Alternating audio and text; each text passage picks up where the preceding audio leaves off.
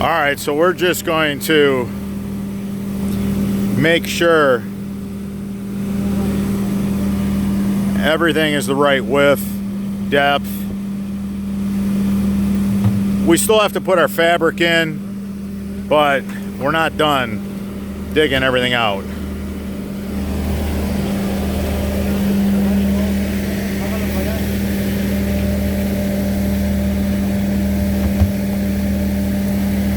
The height looks good.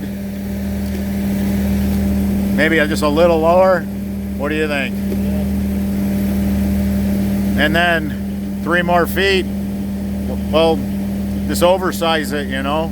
You want to leave more room here for high octane and the Boffman Gold. Maybe we'll make it just a little bit wider to accommodate all the fittings.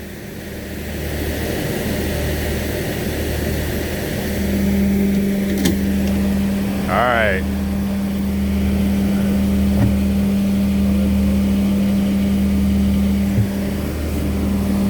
So we're going to connect that 3-foot piece to this chamber, extending it, creating a larger chamber on this sump pump system.